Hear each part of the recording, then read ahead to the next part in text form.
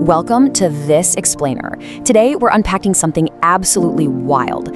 We are going to expose the hidden, incredibly high-stakes logistics and the shockingly severe personal costs of the illegal antiquities trade.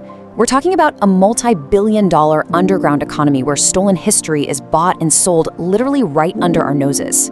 This isn't just about ancient pots or dusty statues, It's a deep dive into a ridiculously intricate and highly organized criminal structure.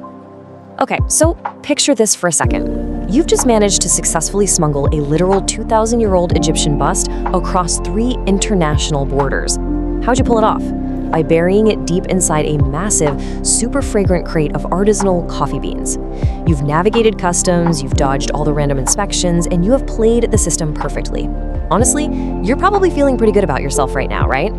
And you absolutely should be, because you just flipped that boss to a private collector in London for a massive $6 million. You're standing there in your brand new glass-walled condo sipping some ridiculously expensive vintage wine, and for a fleeting moment, you feel like the smartest, most untouchable person on the planet. But then, well, there's a problem. You glance over at the evening news playing on the TV in the background, and your stomach just instantly drops. There's a breaking report about a routine inventory check happening at the exact museum you just sourced that bust from. And worse, they're bringing in the FBI. Yeah, that whole feeling of invincibility completely gone in a split second. Now, when most of us think about antiquities smuggling, our brains immediately go to that glamorous Indiana Jones-style adventure. You know the vibe: ropes, booby traps, the fedora. But the reality of modern artifact hunting, it is firmly rooted in the complete opposite direction. It is a gritty, boring, highly stressful world of logistics, endless paperwork, and clinical accounting gymnastics. It's really not about outrunning giant boulders anymore, it's entirely about outsmarting auditors. And the crazy part is, it rarely starts with some grand, evil, criminal mastermind. It usually kicks off out of pure, mundane boredom. Picture a rainy Tuesday.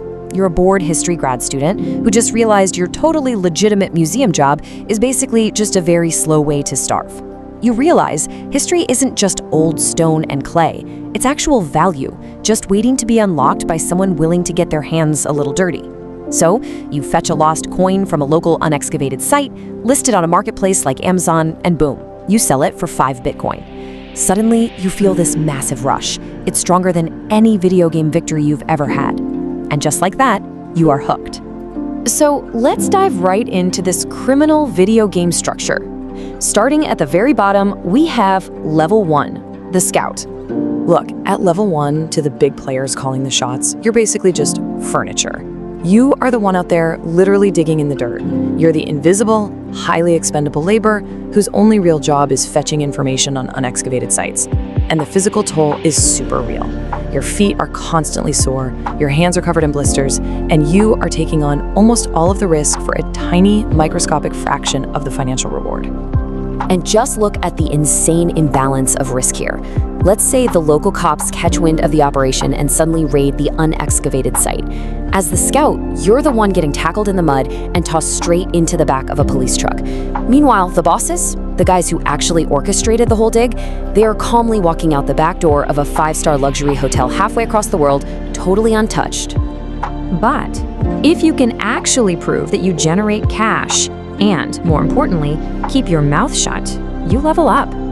Welcome to level 2, the transporter.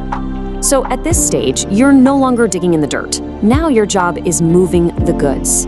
As a transporter, your entire day-to-day is obsessively finding border loopholes. And to pull this off, you rely incredibly heavily on a digital mask.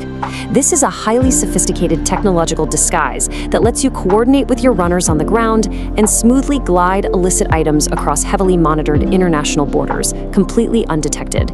It's basically the ultimate cloak of invisibility for the modern smuggler. So how does this actually work in practice? Well, it's something called trade-based laundering, and it is a fascinating, if, highly illegal process. Walk through this specific scenario with me. Let's say you want to move a stolen Sumerian tablet.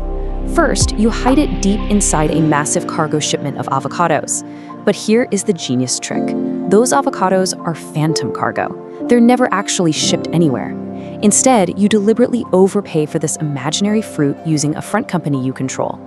So you've now successfully moved the artifact and you've moved the dirty money, which suddenly looks exactly like perfectly legitimate revenue on the books of your produce company. It is a literal masterpiece of deception. Survive that stressful lifestyle long enough, and you reach the final boss level of this underworld. Level 3, the architect. Down here, the dirt and the shipping crates are long, long gone. They've been completely replaced by paper, legal seals, and fancy boardrooms. This is where dirty money officially gets rebranded as high-end art appreciation. Your absolute primary job as an architect is engineering what's called a ghost life. This is a completely plausible, heavily documented, but entirely fabricated new identity for stolen history. Because without a ghost life, a stolen artifact is a massive, radioactive liability. But with a ghost life, it can be sold at the most prestigious auction houses in the world in broad daylight, no questions asked. And this sequence brilliantly illustrates the exact accounting gymnastics used to wash all that cash. Step 1. You set up 8 different shell companies. These are basically empty box LLCs in business-friendly states like Wyoming and Delaware. Step 2. Your LLC A buys a relatively unknown antiquity for 50 grand. Step 3. Fast forward a week later, an LLC B, which, plot twist, you also secretly own, buys that exact same artifact at a private auction for a staggering $5 million. Just like that, the money is perfectly squeaky clean, and the artifact suddenly has a documented high-value public sales history. The ghost life is complete. So you've won the game. You've reached the very top. You're a ghost, and you're worth more money than you could have ever possibly imagined. But the ultimate price of this extreme power is a pretty grim reality. It's called the Golden Cage. See, you're living in this sprawling, ultra-luxurious compound, and on paper, you've got a security detail of 12 highly trained operators protecting you 24/7. But here is the shocking, terrifying truth about that number 12. You slowly start to realize those guards aren't actually there to protect you from outside threats. They are there to watch you. They're literally there to ensure that you, the architect who knows where every single body is buried, don't suddenly become a liability to the larger network. This crushing, daily paranoia quickly just takes over your entire life. I mean, imagine waking up and having to check your own car for trackers every single morning. When you go out to eat, you never, ever sit with your back to the door. And honestly, the hardest part? Absolutely no friends allowed. Because in this underworld, a friend is just a weakness. A friend is just leverage that the DEA or Interpol can lean on to get to you. You're completely, absolutely isolated. You're the only person who can connect the wealthy buyer to the dirty bribe, which makes you a very, very expensive loose end. And the thing is, in this business, the end rarely comes with some dramatic Hollywood shootout or a massive bang. It actually comes with a chillingly simple message. You're just sitting alone one night when your burner phone lights up with 4 simple words. We need to talk. Your stomach drops. You know exactly what it means.